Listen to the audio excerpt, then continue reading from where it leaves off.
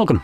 In front of me I have the INFINIX Hot 50 Pro Plus, which is an absolute mouthful. And today I'll be going over an unboxing along with a quick look at the device and its specifications. So let's just jump straight into it. Cutting my way into it. There we go. Let's get rid of that. Before I take a look at the device, let's take a look at some of the information right here. So 5 years of smoothness, that's a just filler word right here. It means absolutely nothing. But what the hell does that mean? What's smoothness? How are you going to support that? So that's just a kind of like almost a middle finger. Then we have sound by JBL. For phones, again, means absolutely nothing. We have 256 gigabytes of storage and 8 gigabytes of RAM. Screw you with the 16, that's not true. 6.8 millimeter all new slim edge design, 3D curved, Jesus, 120 hertz AMOLED display. So the 120 hertz AMOLED display, that's pretty good. And what is this? Can't really tell. It looks like some kind of testing, but it's so small I can't even really tell. And neither do I even know anything about this, so I'm just gonna keep it at ignoring it. So, taking out the phone, we're presented with a really slim device. Holy crap, that's like really slim. Okay. So let's boot it up. And under that we have a SIM eject tool, some instructions, manuals, whatever. Then we get a cleaning little pads right here, as we have also a curved tempered glass that comes provided with the device, along with plastic hard shell case, charging cable type A to type C, and headphones, which are type C. And there we go. Now, going into the specifications and a little bit more in depth into them compared to what was on the box. Let's start off with the display, which is a 6.78 inch display with a 1080 by 2436 pixel resolution AMOLED display, 120 Hz refresh rate, and a peak brightness of 1300 nits with a 90% screen to body ratio and 393 pixels per inch, covered with the Corner Gorilla Glass as a display. So, in terms of the display, it's actually a pretty decent display. I'm not gonna dispute that, considering that the device is actually very affordable. So the display right here is actually a standout feature. Now, if you flip it over to the back, we have a triple camera setup, at least, never mind, it's not a triple camera setup looking at it up close, it's just a dual at best, if not even a single camera. And taking a look, yep, it's basically a single camera setup. Now, factually, it's dual, but in reality, it's not. So the main sensor, the one that you will be using 100% of the time, is a 50 megapixel f1.6 aperture 27mm wide lens. Then we got a 2 megapixel depth sensor, so that's a sticker camera that you won't be using, and this one is a fake. So with those cameras you can record videos up to 1440p at 30 frames, and 1080p gets you up to 60 frames.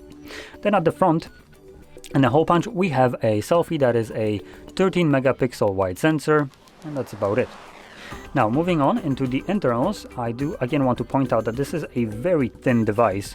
Just to compare it to something like, for instance, the S25, just a normal S25, you can kind of get to see what I mean. So this is already a thin phone. This is even thinner. And furthermore, even though it's super thin, it's packing a 5000 mAh battery that can be charged at 33 watts charging speed. So not only is it slim, it actually has a good battery size, unlike Samsung.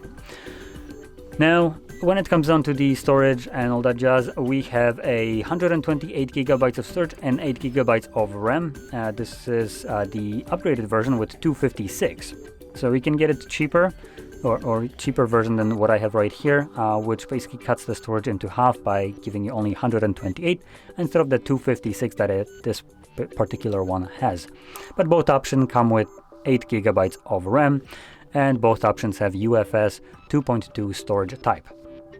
Now, additionally, neat thing, even though you have the 128 gigabytes of storage, you also have expandable storage into the device. So if I pop out the tray, once I actually find my... Oh, there we go. This. There we go.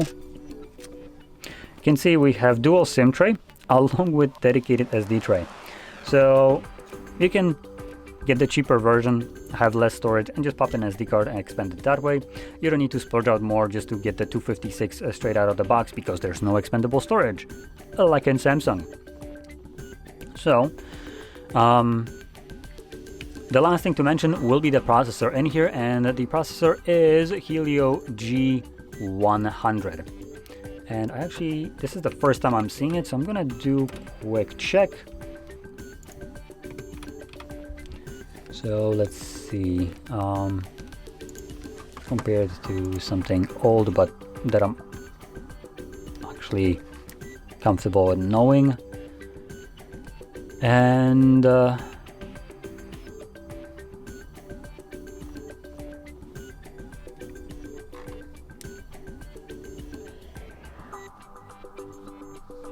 these don't really give me much info.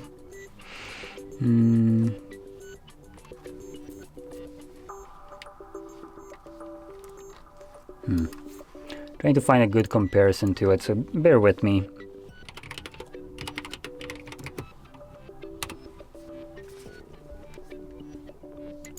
Let's try this maybe.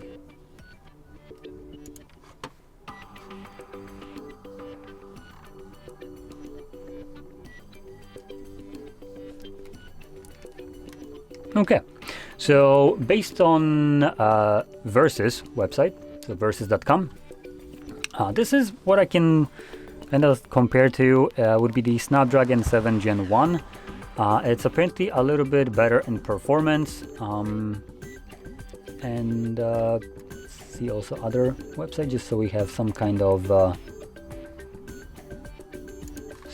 comparison as well. It's not so one-sided.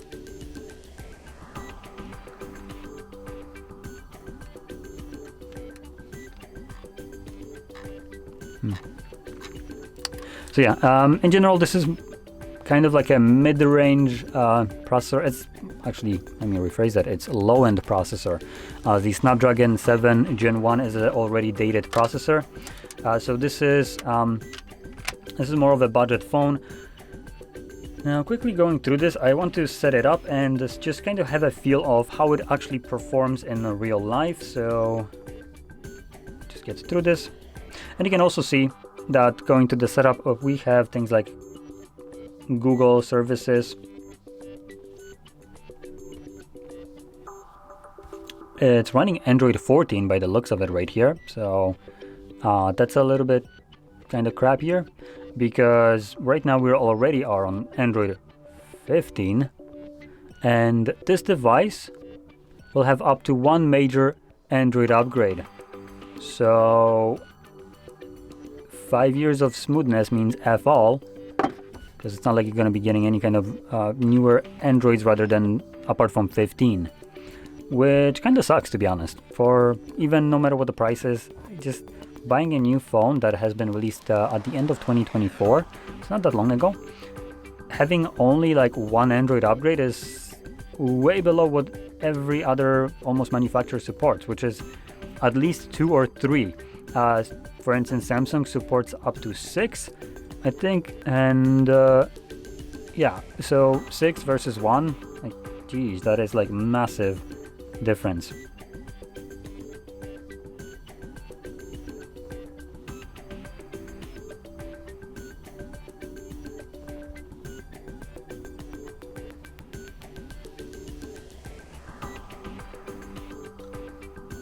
So taking a look at this right now, going through it, you can kind of see that apps take a while to open up.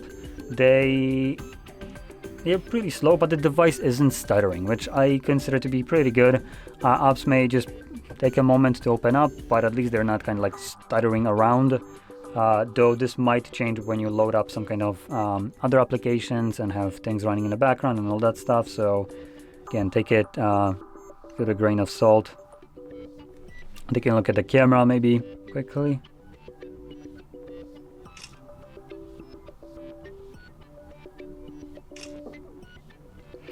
Not much for camera stabilization by the looks of it. It's very shaky, which you can kind of see on the video right here. Taking a look at the camera, it's nothing great, I would say. So this is the main lens, the wide one, at normal kind of 1x. It's looking okay, serviceable, especially for the price. This is a 2x zoom. This starts to look a little bit more artificial with much less detail. So yeah. But anyway, this is about like less than $200 device, so I can't really complain about it. It looks pretty good, has an AMOLED with 120 Hz refresh rate, so it does feel and look at least pretty nice. Operate okayishly. Like I said, apps take a little bit longer to open up, but at least they're not stuttering right now. And it's a nice kind of feeling device, being super thin, light, while still offering a decent battery size at 5000. The only kind of major downside right here would be the one major Android upgrade, with no mention of like support even. So that kind of takes away from the entire package. Considering at this price range you can get something like CMF Phone 1. It might not look as nice as this, but it gives you a longer life cycle and some more versatility, I would say, with like customization to the exchangeable backplates and stuff like that. So you might want to check that out instead, as it costs the same as this phone. So if you found this video helpful, don't forget to hit like, subscribe, and thanks for watching.